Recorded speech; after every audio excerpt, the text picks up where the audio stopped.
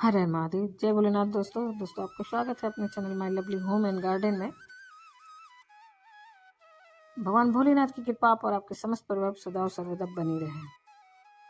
दोस्तों आज एक नई जानकारी के साथ दिसंबर के महीने में पड़ने वाले पुष्य नक्षत्र से संबंधित यह जानकारी है। इस बार का जो पुष्य नक्षत्र है वह बुधवार के दिन पड़ रहा है और विशेष बात यह है कि इस बार जो पुष्य नक्षत्र बुधवार को पड़ रहा है वह गणेश चतुर्थी यानी कि जो मासिक गणेश चतुर्थी रहती है उस दिन पड़ रहा है। और दूसरी बात, बुधवार का दिन गणेश जी से संबंधित होता है। गणेश चतुर्थी यानी कि मासिक गणेश चतुर्थी जो रहती है वह भी पड़ रही है आज के दिन। पुष्य नक्षत्र भी है तो उपाय भी इससे ही संबंधित होगा।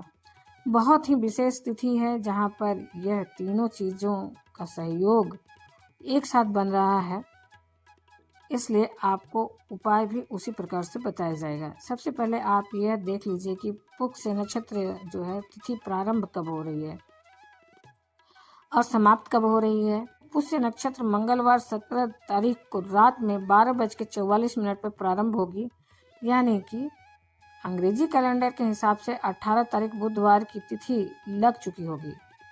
मतलब 18 तारीख की तड़के रहेगा एकदम, जैसे ही 18 तारीख लगेगा वैसे ही समाप्त होगी बुधवार की, यानी कि 18 दिसंबर रात को 12:58 पर, यानी कि अंग्रेजी कैलेंडर के हिसाब से यहाँ भी जो तारीख है वह बदल चुकी होगी, 19 तारीख लग चुकी होगी। अब चलते हैं, आपको उपाय किस समय करना है उस पर बात करते हैं। सबसे सही समय क्या रहेगा, वह रहेगा संध्या काल का, मतलब कि सूर्यास्त से लेकर के जो 2 घंटे के बीच जो संधि काल होता है उस समय का रहेगा। बुधवार के दिन यानी कि 18 दिसंबर सूर्यास्त से लेकर 2 घंटे के बीच में आप यह उपाय अपने घर में या मंदिर में कर सकते हैं। वैसे मंदिर में अगर आप यह उपाय करें तो बहुत अच्छा है, नहीं तो अपने घर में भी आप यह उपाय कर सकते हैं। अब एक बात और भी कि पुष्य नक्षत्र की तिथि तो प्रातःकाल से लग रही है, लेकिन यह उपाय शाम को ही क्यों कर रहे हैं, क्योंकि चतुर्थी की जो तिथि है वो प्रारंभ हो रही है 10:30 से सुबह में बुधवार को लग रही है, और उसके बाद जो सबसे अच्छा समय है वह है संध्या काल का। इसलिए आप यह उपाय शाम के समय ही करें। उपाय के लिए आपको बताए हुए समय पर अपने पूजा स्थान में आना है। पूजा स्थल में आने के बाद वहां पर एक दीपक प्रज्वलित करनी है। दीपक घी या तेल का हो सकता है, जैसे सामान्यतः यह जो है हम लोग सभी उपाय में करते हैं उसी प्रकार से आप कर सकते हैं। यहाँ पर आपको आज के उपाय के लिए आवश्यकता होगी शमी पत्र, शमी के पत्ते की आपको आवश्यकता होगी। अगर शमी का पत्ता ना हो तो आप दुर्वा से भी इस उपाय को कर सकते हैं, यानी कि धूप से भी इस उपाय को, घास से भी कर सकते हैं। प्राथमिकता लेकिन दीजिएगा शमी पत्र को। अब बुधवार का दिन है, गणेश जी की प्रार्थना करना है, पूजा करना है, तो गणेश जी का मंत्र जो आपको है वो ये उच्चारण करना है, ओम गं गणपतये नमः। इस मंत्र का आप 21 बार जाप करिए अपने पूजा स्थल में बैठ करके। और ध्यान रखिएगा कि अगर आप बैठ के या खड़ा होकर के जैसे भी आप जाप कर रहे हैं तो प्रयास यही करिएगा कि आपके नीचे आसन हो, आपके पैरों के नीचे आसन हो, शरीर सीधे पृथ्वी के संपर्क में न रहे।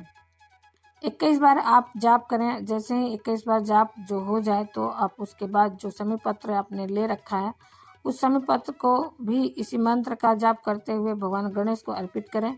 शमी पत्र नहीं है तो दुर्वा को भी आप इसी प्रकार से कर सकते हैं। भगवान गणेश को दुर्वा अर्पित करें और इस मंत्र का एक बार जाप करें, क्योंकि पत्ती है तो आपने अर्पित जो किया है, और एक बार इस मंत्र का जाप कर दिया तब यह हो जाए तो उसके बाद वहीं अपने पूजा स्थान में बैठ करके आपको गणपति अथर्वशीर्ष का एक बार पाठ करना है। ध्यान रखिए, गणपति अथर्वशीर्ष का एक बार आपको पाठ करना आवश्यक है।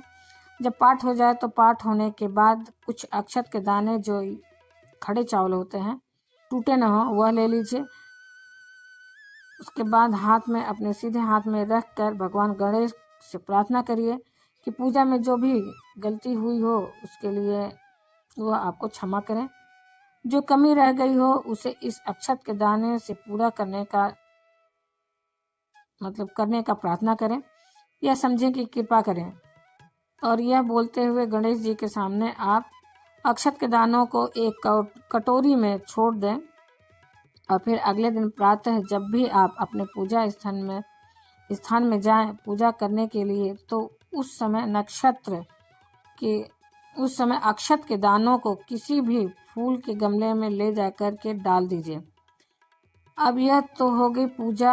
अब इस पूजा के बाद आप वहीं अपने पूजा स्थल में खड़े होकर के आपकी जो भी मनोकामना हो, इच्छा हो, वह गणेश जी से आप पूरा करने के लिए बोलें।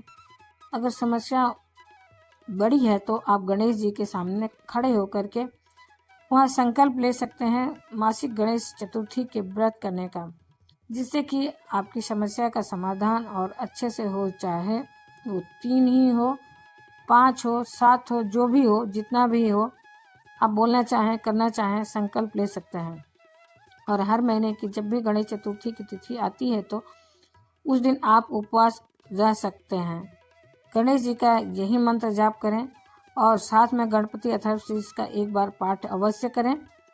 यह करके आप गणपति जी के सामने संकल्प भी ले सकते हैं। अगर आपको लगता है कि आपकी समस्या बड़ी है तो आप ऐसा भी करके देख सकते हैं। वहीं यही उपाय आप अपने घर के पास या किसी भी गणेश मंदिर में जाकर के भी कर सकते हैं। ऐसा नहीं कि आपको घर में ही करना है, आप चाहें तो गणेश मंदिर में भी जा कर के कर सकते हैं। अगर गणेश मंदिर जा कर के करते हैं तो एक बात का ध्यान रखिएगा कि कोई भी आपको पूजा करते समय या घर से जाते समय टोके ना, इस बात का विशेष ध्यान रखिएगा।